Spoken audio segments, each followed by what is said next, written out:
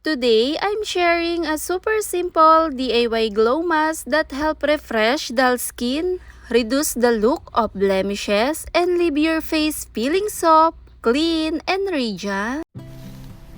Start with honey, 1 tablespoon.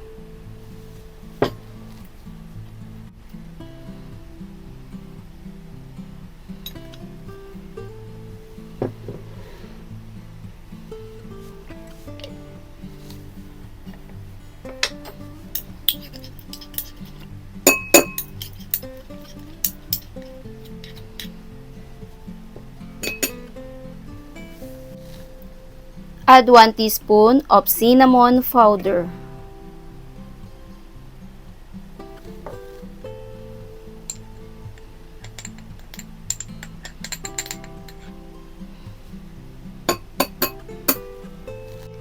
Mix it well until smooth. Your natural acne treatment is ready.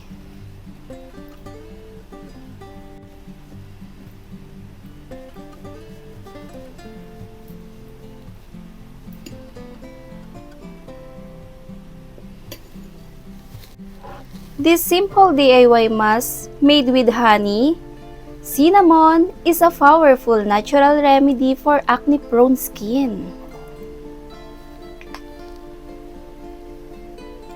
Honey has antibacterial properties that help fight breakouts, while cinnamon help reduce redness and soothe inflammation.